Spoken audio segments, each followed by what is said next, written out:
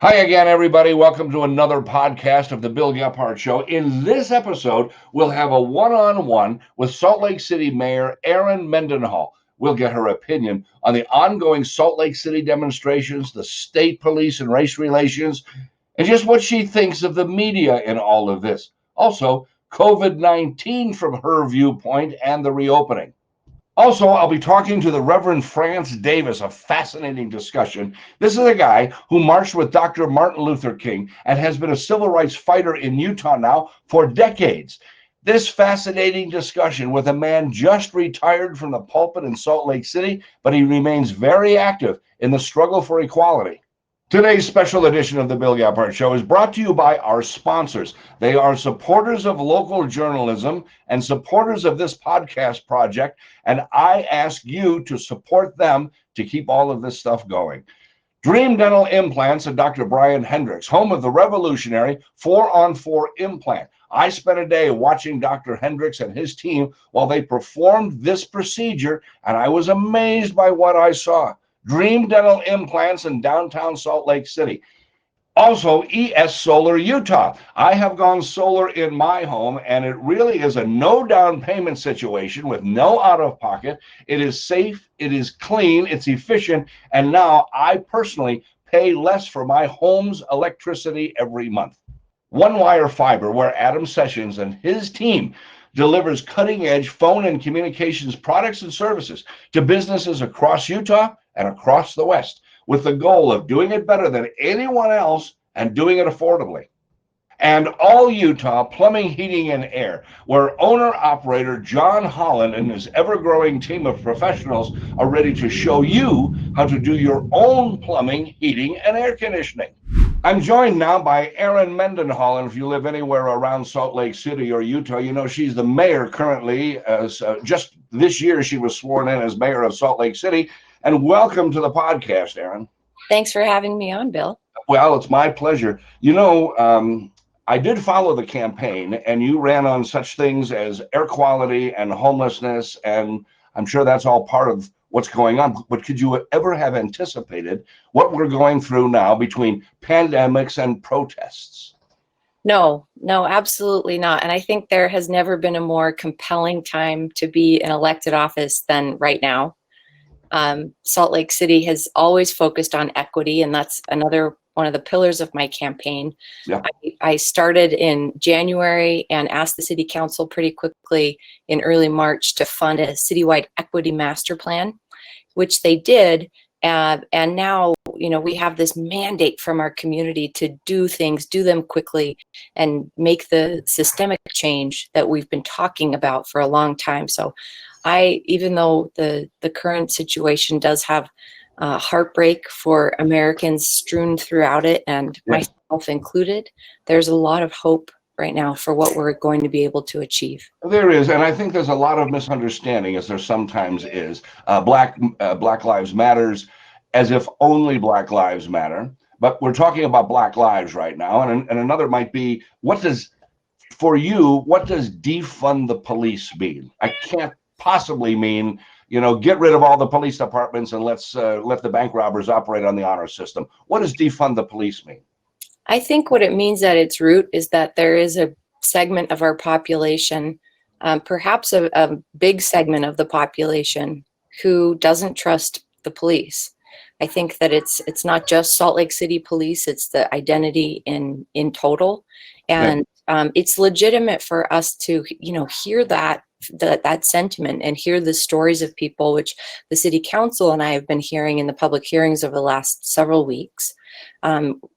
Personal stories of really poor interactions that people have experienced with police officers. So some people really are asking us to abolish the police department. Oh, really? But when you look at cities, and which are often referenced, such as Camden and now Minneapolis, that have done away with their police department, they always put one back in place. So well, of course they do. You cannot operate any society without a police department of some sort. So continue. What does it mean? The defunding is another piece of the request we're hearing from some people in the community who are really flooding the public hearings, our emails, and our phone lines.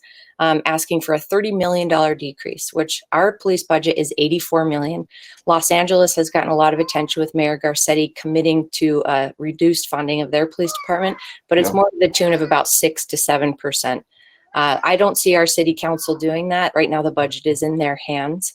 But I do see the council reassessing some of the funding within the police department, perhaps for other types of training, other more community-based focused efforts. But that's a conversation they're having tomorrow while they finalize that budget. Well, to me, that is the key. It has to do with training and who you hire, because I personally have been abused by Salt Lake police, not to a terribly violent extent. And I think many people would be able to say that. I am not a black man. And sometimes people, I don't know, get a little too emotional when maybe it's not necessary.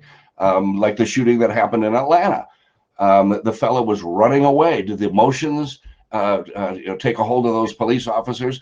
And so, yes, I think more community-based, personally, I think what you're talking about, more community-based stuff is probably the way to go. There's also the reality that we've shifted many things that were not police functions decades ago onto the shoulders of our police officers around the country, with the lack of access to mental health care, really health care in general, homeless services being a need that's ever on the rise, but rarely funded to the tune that it's needed. And our police officers deal with a lot of interactions that could be dealt with by other people, other trained professionals. That's why Salt Lake City hired 8 social workers, and we send out a co-responder team on some calls. There's also the University of Utah that has the mental health team, the MCOT team that can come out on a call that is mental health specific.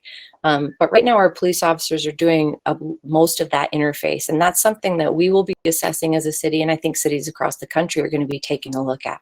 I think so. And another plank on your platform running for mayor was what you just mentioned, homelessness. Has that taken a back seat with all the other stuff that's going on, or is that moving forward? You know, it really can't ever take a back seat. And it was the first thing I took on in coming into office in January, to make sure that we had sufficient shelter for anyone who wanted shelter during those freezing winter months. We opened, as you know, the Sugar House temporary shelter at the former DI site, which the city owns. But it really was that, a temporary site. So as the seasonal shelters like St. Vincent de Paul do, every April we closed it on April 15th. That site will be developed. And so we're looking forward to, in early July, there's a proposal plan coming out from the consortium of county service providers, city and others, about what should be done this winter. So we cannot let up on this. I know that in the public discourse, it seems to have slipped a little in its popularity of conversation, but for us as a city, it hasn't gone anywhere. To me, housing of the homelessness is putting a Band-Aid on a horrible, horrible wound.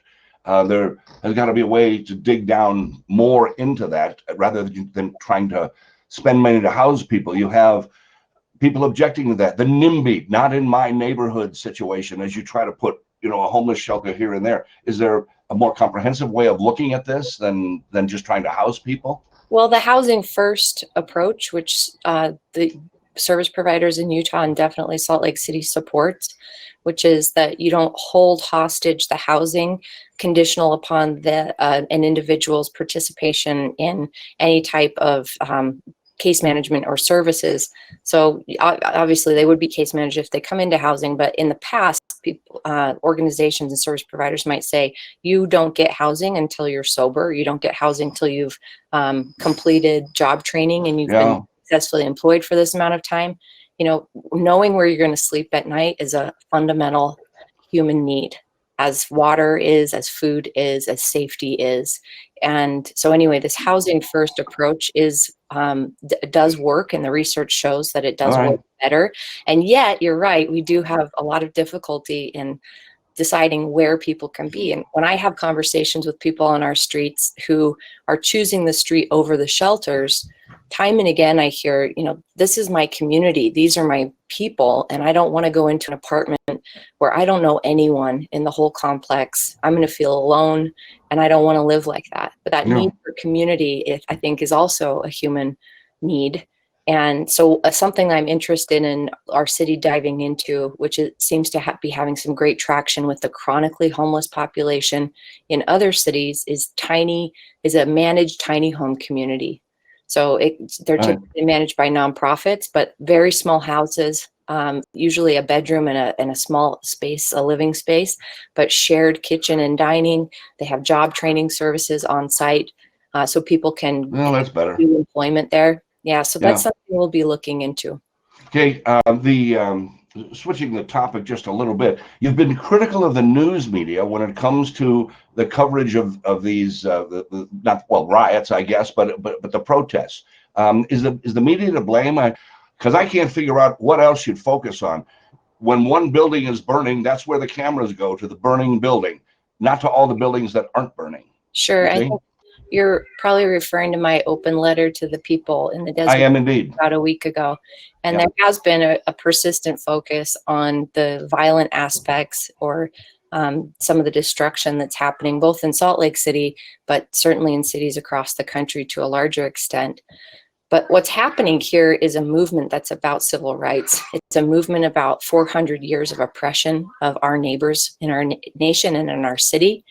And this is a movement, anything in my lifetime, perhaps in your lifetime. Yes. And that this is significant. So I understand that news media wants to focus the cameras on the building that's burning, but we have a people that have been burning for a long time, and we're finally getting to a place that we're talking about it, and we're insisting on the type of systemic changes. And when I talk about systemic changes, I think it's incumbent that people like you and me with white skin recognize that the lens through which we've seen the world is not the same lens, and the services that help us are not necessarily helping our neighbors. Whether that's access to the kind of housing you want to live in, a job, education, fresh food, and definitely even policing. There almost isn't a system we can talk about within a government or this nation that wasn't built on some principles that didn't advantage everyone. And that's the big thing that's happening here. That's what I hope that the media will help us to continue the conversation in a productive way. And I hope that the protesters will as well and keep their protest peaceful. Well, we can hope. We can hope, but I guarantee the media is going to do the story on the airplane that crashes and not the one that lands safely. And the one that crashes, we cover that so much. And then guess what? Safety in the airlines are improved, and the safety of the aircraft are improved, and on and on. So, I mean, I know I'm part of the messenger. I'm part of the media, so it may sound a little defensive, but I see this all the time. I mean, I was involved in the Rodney King riots, and the police chief and others said we shouldn't focus on that. Well, what would you have us focus on as people were doing that? Yeah. Let me submit this just to push back a little. Yeah, sure, no problem. I'm not necessarily saying that the media wouldn't cover that type of actions of the day or events of the day, but the way that it's communicated, and I'm not pointing any fingers in particular, sets people up and may set the 90% of Utahns that are Caucasian and many people in Utah who were not at the protests and probably never shown up to a protest. Yeah. It can cause people to take an us or them. I'm either with the police officers or I'm with the protesters. And for an area like Utah that has such a majority of Caucasians who haven't necessarily been disenfranchised by any of the things being talked about on our streets today and in our public hearings, that setting us up for an us them is actually, I believe, perpetuating the very problem that we're talking about. And so maybe the way that it's communicated and the way that these events and actions are communicated by the media can either invite the viewer to consider how they've seen the world and what these things are that the protesters are trying to communicate, or otherwise. I know, but we're not supposed to be biased. And I go to a lot of trouble not to be biased one way or the other, for one side or the other. I just get sent out to cover the news however I can do it. And so I don't know if you can ever count on the news media sending a certain message or a certain signal in a certain preferred way. I think we all get to choose our media sources. Yes, that's no question. There's a wide spectrum there. I hope you'd agree in the way that news is communicated, from National Fox to CNN and NPR. There's a spectrum there. Oh, well, I was talking about the local guys. I was talking about 2 and 4 and those 5. Yes, that's right. But, on that whole political thing, I think I am disturbed as a guy who believes in science about the political correctness, for example, of not political correctness, but the politics, let's say, of the pandemic becoming a political issue when I think it's a science issue. And this has got to be a struggle for you too, right? Not Sure. personally, but in the people you deal with. Well, I'm a scientist at heart also. That's my educational training is in science. And I think the scientists will be the ones who save the day. I know that they will be the ones who save the day. But the policies around how the government, from the national to the local level, intersect and support or deny the facts that are coming around science and the availability and the timing of the vaccine, I think that government could help, but our government is not helping at the national level. I look locally and see our state working with our state public health and our county public health departments. As a city, we are working hand in glove with Salt Lake County Public Health, making the decision at this point to stay orange, but hopefully to become yellow soon, based absolutely on our public health data. So we have to work together. If we don't, our people become more sick and they die, and yes. that makes no sense to anyone. But I think the political pressure on the economic impacts of any pandemic they're enormous, and we see that by having our legislature come into special session and having to make some serious financial decisions. Sounds like some cuts in the near future. Maybe. All right. Erin Mendenhall, the Democratic mayor of Salt Lake City. Join us again very soon, won't you, when we have some things to update? I would like to. Thank you for having me on today. Yeah. Thanks, Erin. All right, here's the guy I want to talk to today on your screen right there. It's Adam Sessions. He's with One Wire Fiber. I do business with him, and these telephones that I have in my office, he has installed. I'm at home right now. I have employees that are at home, and I guess that's what you do. You make it so I can carry my communications anywhere, and an employer can just pass out your telephones, and it's as if you're in the office and you're at home or elsewhere. Absolutely. I'm also coming to you from my house. Oh, you are?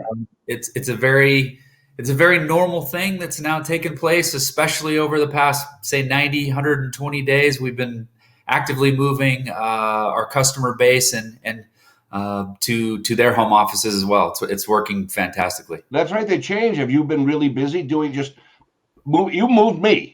It was nothing to it. I just took my phone home, and if I had a problem, I called up your guys, and they pushed buttons or whatever they did and made everything work. And that's what you're spending a lot of time doing, moving people from the actual office to the home office? Absolutely. And in some cases, Bill, we don't even actually move their physical phones. They're actually using a web phone on their computer itself. So it's worked very well. We've had a lot of very positive feedback from it as well. So it's been good. Well, it's as if I'm talking to my whole office right from my office at home. It's as if we're all together. One Wire. How did you come up with that name? One Wire Communications or One Wire Fiber? It's a very, very good question. It's kind of a long story, but long about 2000, I guess, circa 2006. I had worked for a number of years in the telecom world. And one of the things that always confused me is that when we would show up to kind of formalize a relationship and turn a customer on for various services, there was always one hand that facilitated the actual phone system itself. And then there was the company that I worked for at that point doing the lines and the internet. And it seemed very odd that there were two disciplines that were there really doing the same thing. And that's where the concept behind One Wire came from, is really marrying both the service aspect of the phone numbers and the toll-free numbers and the carrying of the long distance and the phone calls with the physical phone system itself. It was really sort of marrying those two disciplines together. Okay, and because you do, when you talk about two disciplines, if I'm understanding you, I know that you put fiber optics into my office, so it's really, really fast. However you do that, and then the phones are voice over internet. So the phone goes over that same line that you installed. So it's a fast line for all of my computing needs as well as my telephones, right? Correct. So I kind of skipped over that part. Sure. Long about 2006 is really when voice over IP was sort of really in its infancy. And so what we're talking about is running your phone system for your business utilizing the internet. So rather than having traditional phone lines that are brought in and an internet connection, you're really sort of marrying those two scenarios to optimize your cost and to optimize your infrastructure as well. Okay, let me ask you probably a stupid question for a guy like you. And that is, many of these voice over internet, some of my other clients that I talk to and whatever, you say hello and then you have to wait. There's a pause. But I have not noticed a pause with your services. Why is that? Well, there's quite a bit of design and detail that goes into the application itself. And it's frankly sort of one of the things that separates us from the vast majority of the people that we compete with, is we're very much a boutique type of environment where the design and the implementation is really more the focus for us, rather than just simply shipping out phones and telling you to plug them in. Yeah. It's not uncommon for us to get on an airplane, of course not in the last 120 days, to fly to a city for like a 10 or 12 phone install, just because we put the time and energy into the design and then the implementation and then ultimately the training. All right. And you're located here in Salt Lake. How do I reach you? So great question. 801-214-9000 is probably the easiest number to reach us at, but you can just do a quick Google search and find us at the number 1 Wire Fiber, and we're very easy to find. Okay.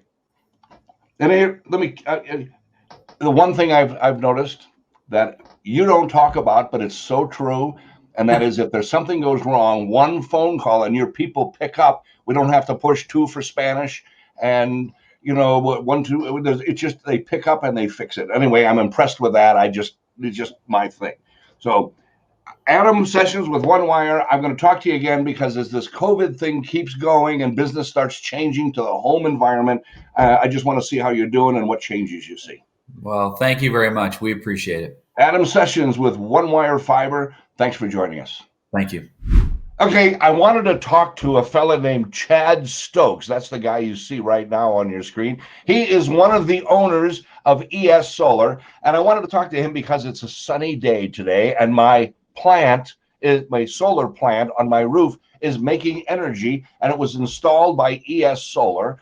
And I wanted to talk to Chad about some of this because for me, it is a no-cost operation. So it costs thousands of dollars to put those solar panels up there, but the payment on that, and I used to pay the electric company about $300 a month. Now I'm paying them about, I think, $20 a month or something. There's a hookup fee and whatever. Anyway, it's great. I wanted to talk to you about that. Hi, Chad.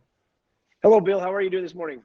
Good. I think you have a unique business model. You, unlike other solar companies I've seen, you go from cradle to grave to take accountability and responsibility for everything from the first knock on the door in sales all the way through to installation with your qualified licensed installers, all the way to a 25-year warranty. And I think that's unique. Is that unique? It is. It is. It's something we're really proud of that we've been able to build.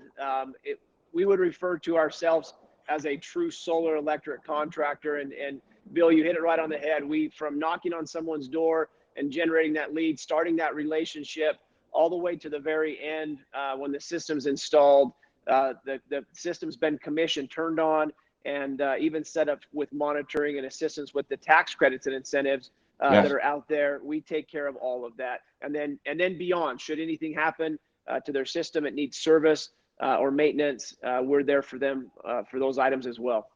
After my system was installed back earlier this year, all of a sudden, a month later, some ES Solar people showed up at my door and they wanted to go on the roof because you detected that there was something wrong with my plant, with my solar system. So what do? Watch this stuff from your office? We do, and that makes me really happy to hear. We have full-time monitoring, so we've created a department within ES Solar that does the monitoring as well as set our customers up with monitoring. So our goal is always to detect something like that, Bill, before our customers might even, so that we can quickly dispatch one of our service techs and go out and take care of that, because we know how important it is that our systems are working all of the time and producing power for our customers so they get exactly what they paid for. Okay, I'm worried about something, and Okay. It's a net metering situation, and I hear that there's going to be a change in net metering. First of all, explain what that is. My meter spins this way, and then it goes this way when I'm making power, and this way when I'm not making power. But the net metering charges are going to change. What's that all about? Well, so there's a lot of speculation. What I do know, we've been in the industry for a very long time, and back November of 2017, we saw a change in net metering. It went from a true 1-to-1 credit. You produced a kilowatt hour of power, you got a kilowatt hour of credit back. November of 2017, that changed, and it's now about a 93% credit you get back for your solar power production. This fall, there's going to be another change. Nobody knows exactly what it is. I would suspect it won't be as favorable as the current net metering agreement. Am I going to be okay? Am I going to be okay? You are. You Great question, and we get that very often. You are grandfathered, Bill. Oh, good. And it's for a period of 15 years. Now, here's what's great. If the net metering stays the same, or maybe even improved, which I highly doubt that Rocky Mountain Power is going to improve on that net metering for solar customers, you would have the option to take the new agreement, or you would be grandfathered for the next 15 years. All right. In order to make my solar plant and my electricity basically free compared to what it used to be, as time goes on, but that was because I got like $10,000 worth of tax credits out of this thing. How long are they going to keep that up? Yeah. So, early in my career, there was a 30% tax credit. And just this year, the federal tax credit went down to 26%. So that's what everybody is getting back from the IRS by going green, by putting solar on their home. And then the state is giving $1,600. Now it's just a flat $1,600. Next year, that is dropping by 4%. So next year, families going solar are going to get a 22% tax credit, and the state incentive is going to drop $400. So it will be just $1,200. So there are some changes coming that it definitely will affect our industry, and I think that's why you're seeing so many homes with solar going up so many families with solar going up on their home, is because they're taking advantage of the opportunity this year to get the full 26% from the federal government and the $1,600 from the state. All right, essolar.com. Is that how we reach you? essolar.com. That's correct. And I'm okay because I've been under the wire, but I guess to be certain, between the net metering possible changes and the tax changes, try to get this stuff done before the end of the year, I guess, right? Absolutely. I don't think we've ever been busier as a company. I have 5 install crews out, doing each 2 jobs a day. In fact, if I could brag for just a moment, we installed as a company, Bill, last month, we had a goal of a megawatt in May, which is 1,000 kilowatts of power that we installed on homes for families in Utah. So that's pretty significant. We'll do that again in June, I believe, and probably each month throughout the year. And it's because of these changes that are coming, and families are understanding as they become more and more educated that if they're ever going to do solar, now is the time to take advantage of what we have available. Chad Stokes at ES Solar. I not only sold, I bought. I highly recommend you guys. I really do. You're Gephardt approved, and I want to talk more about this in the weeks to come. I hope you'll come back. Absolutely. Thank you for having me. Please tell Carol I said hi. I will. Chad Stokes with ES Solar. Thanks for joining us. Well, look who I've brought to the podcast now. It's Reverend Franz Davis. He is retiring after 46 years from Calvary Baptist in Salt Lake City. Hello, Reverend Davis. How are you? Greetings. I'm great, thank you. And I already retired on the 31st of December. Yes. And I have a feeling that for a fellow like you, and as much of an activist and as active as you've been in the community, you may be retiring from your weekly sermons on the pulpit, but I've got a feeling you're not going to retire from being seen from time to time. Well, absolutely not. In fact, I didn't intend to go away, but I didn't intend to be as busy either. Are you busier now? Because of these two pandemics, the viral and the racial one. Yes. Well, let me talk about that. Some of your background is you were on the 1965 march with Dr. Martin Luther King from Selma to Montgomery, just by way of an example of how long you've been involved in civil rights. Am I correct? You're right, but I was involved 2 years before that on the march in Washington when he delivered the I Have a Dream speech as well. I was just a kid. Yeah, we all were back then, more or less, I think. Well, let me ask you this. We're going through this now again. We're starting to see some protesting after the horrible killing there in Minneapolis and some of this other stuff we've been seeing. We're out on the streets. I tend to notice, I mean, I was around during the 60s and all the protesting and the changes we were looking for back then. Does this seem a little bit different to you, or is this more of the same? This is more of the same in many ways, but also quite different in some ways. Different in the way that the majority, at least in Salt Lake City, are not African Americans who are protesting, but there are other people of other whites and of the majority, Hispanics, people who are religiously feel like they are needing some help. And so it's not just African Americans, which was the majority during the 1960s. There were other people during the 1960s, but a majority were African Americans. I think that's a good thing.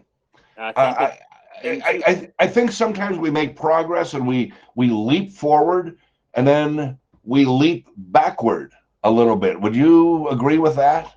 Well, I don't know if we'd leap backwards so much as we creep backwards. And I think sometimes it's with the permission of the powers that be, the President of the United States, the mayors, the chiefs of police. I think those people allow certain things to creep backwards because they're going too fast, too far ahead, I think. There are those who object to, we get these protests going, and I think the people that are largely involved in the protests are very sincere in their beliefs and the change that they want. And then there's a little bit of violence and a little bit of burning and that sort of thing. And while some say that's unforgivable, I say people sometimes are just angry and they don't know who to hit. And that's how that gets going. What's your thought? I think that's right. But I also think that there are two different groups of people who are participating in the protests. There's, first of all, those who are nonviolent. And Saturday, 2 weeks ago, that march started as a nonviolent one and only turned violent later on. So I think that there are two groups of people that are out there nowadays, and that's what the difference is. I think, however, that similar to Martin Luther King and Malcolm X, that we need both sides of that in order to get the attention of the world to the seriousness of racism in our society. Tell me the difference between Martin Luther King's approach and Malcolm X's approach. What do you mean by that? Malcolm X's approach was by any means necessary. And in fact, he delivered a number of speeches where he talked about the ballot or the bullet. Martin's approach was a nonviolent civil disobedience, working within the system. Malcolm was outside of the system looking in and wanted to not be a part of the system. So I think those were the major differences. One said by any means necessary, the other said we'll work slowly within the system. And Malcolm was disturbed, though, by Martin's slow progress that was being made under Martin's approach, whereas he believed that his approach would bring it more speedily. And this, you think, is a combination of the two, what we're going through now? I think there's a combination of the two. I think it's primarily the Martin Luther King model or approach, the nonviolent civil disobedience. But I think there are others who come along and hijack what is nonviolence and make it violent. Okay, so is this different? It feels different to me. Is what is going on now with an attempt for more equality and to try to get rid of racism, which I think that's still going to be a while. But is this different, do you think, than the various stages we've seen in the past? I think it is different. And I think the main difference is that it is started because other people are now sensing that the problem that one group of people is having also makes for a problem for them. For example, when African Americans are being mistreated, then others will likely be. When African Americans are disparate in terms of some of the programs and healthcare and so forth, that disparity affects everybody else. So I think that's what the main difference is now. And as a result, people are willing to work together, come along as coalitions to see what difference they can make in terms of bringing about change. Things we're looking for now. I do sense, and I have sensed for a long time, a certain undercurrent of racism throughout the country. And I think if we stop and think, how would a majority person, white person, be treated versus how a black person might be treated in various instances? Yes, there has been tremendous progress. My personal thought is to begin mixing everybody together when they're about 1 or 2 years old, almost as a requirement, so that they can really get to know each other early, rather than, I think, a certain amount of segregation that maybe not by law, but still exists. It would, I guess, I don't know what I'm trying to say, but it'd be nice to see it all go away so that we could all be treated a little bit more equally. I don't know exactly what progress looks like in a way, you see? Well, Dr. Martin Luther King was an example of that. But for the first few years of his life, before he started to school, he was playing with the kids in the local community, regardless of who they were and what they looked like. It was only when he then started going to school and was indoctrinated to believe that some people were separate and ought to be treated equally, or at least ideally, that began to happen. And I think that's what the difference is now, and where the solution rests. If we can get people always to think that they too are just as affected by the problems of our society, the promises of our Constitution, the laws of the land, the policies and the practices, then we can make some progress and we can make some change. Okay. And I think that's what change is going to need to look like. It's going to need to be the laws change, then the policies change, and then the procedures. I met with the police department and the mayor a couple of weeks ago, and one of the questions I asked was, sure, yeah, the policies are okay and the laws are okay, but how about the practice? Will one officer say to another officer, you're doing that wrong? And will the other one listen to them?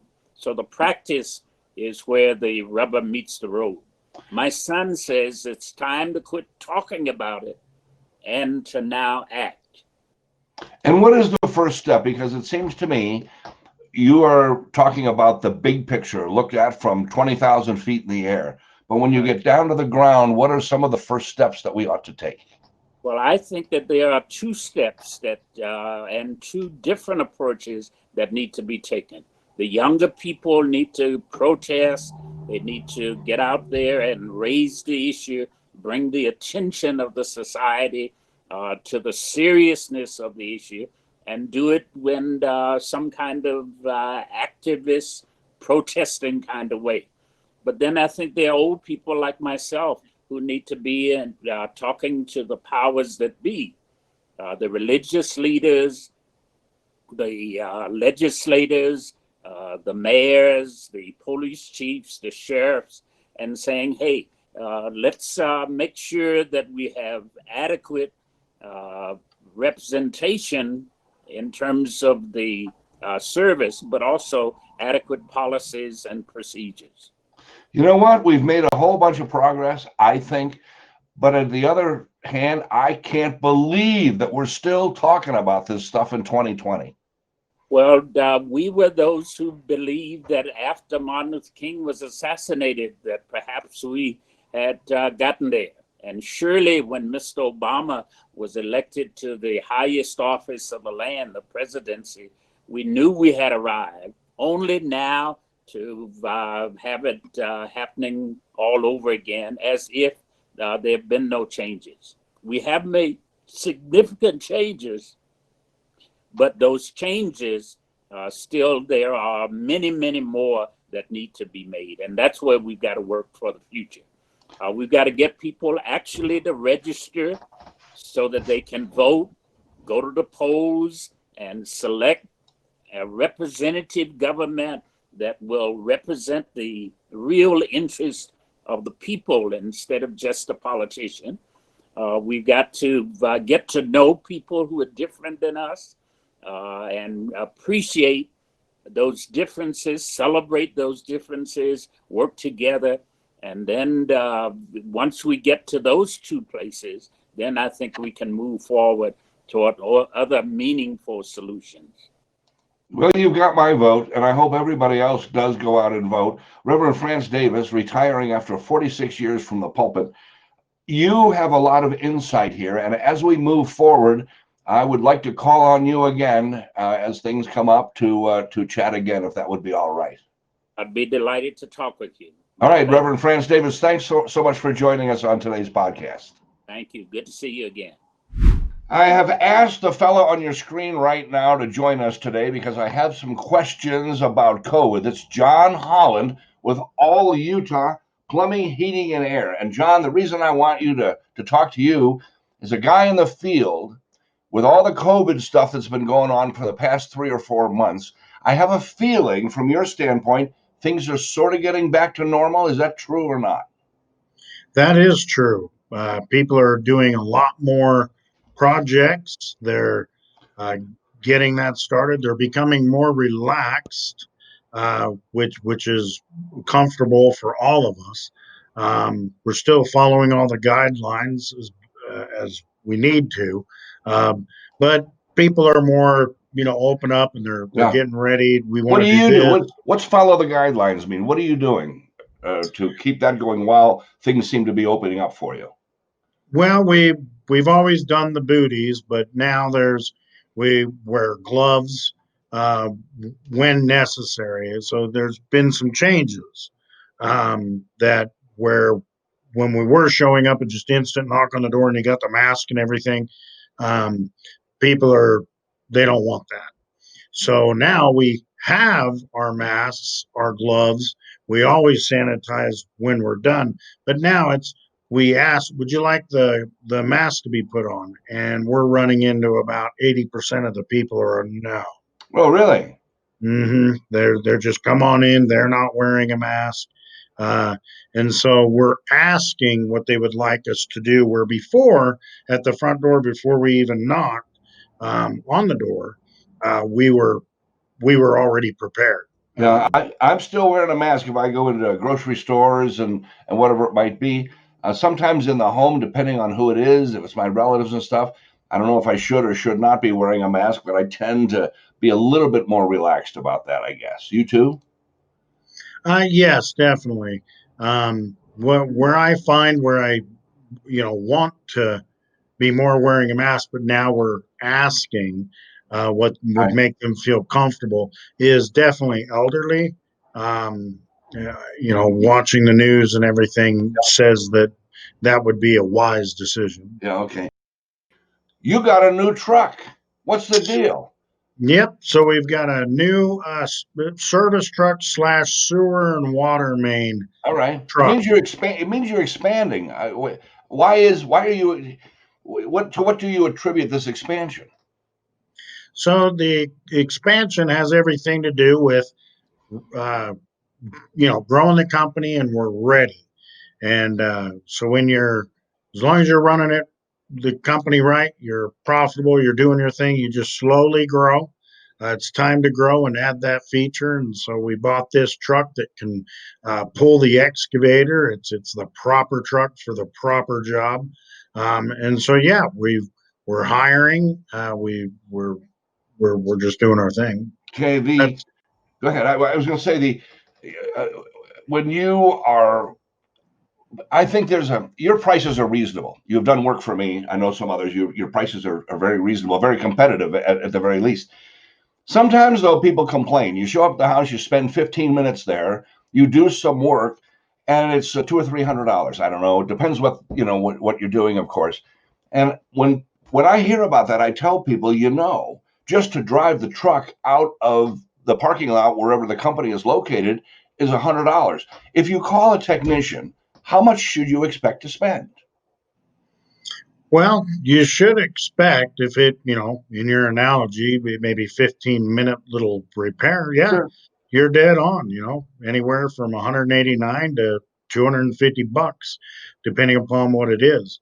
I just think people need to know that. They sometimes think if a guy shows up and replaces something and, hey, how was the job? Hey, it was a good job. Anything wrong? No. But I think I was overcharged. All he did is, put on a nut and a bolt and was there for 15 minutes. And it works great now, whatever it is. But I think I was overcharged. And I just think people need to know that technicians get paid just like they get paid. Correct. Yeah, a lot of misconception is labor. They're not understanding what the most expensive thing that goes on is the operating of the company. That's right. And then it's labor, and then there's a little cuss word, if you might, called profit. Oh, and so, that's not a cuss word. Yeah, and so at any rate, so they have the old mentality of it's maybe $50 an hour or something, and boy, that was 35 years ago. Okay, John, I want to check in with you again here real soon because I want to see how the progress of COVID is going with your company, and also you've got this do-it-yourself where you're competing against yourself or something. I don't know how that works. But anyway, people can find out plumbing do-it-yourself stuff where? Right, so you can go to our website, which is All Utah Plumbing, Heating, and Air. You can go to our Instagram, which is Plumbing, Heating, All Utah. And then our YouTube is All Utah Plumbing, Heating, and Air. And that is where we'll find stuff to do. John Holland with All Utah Plumbing, Heating, and Air. Thanks for joining us. Thank you. Well, that's another podcast of the Bill Gephardt Show. I hope you enjoyed it. Do you have a remark to make, something I should be doing? You can email directly me at bill@gephardapproved.com. See you next time.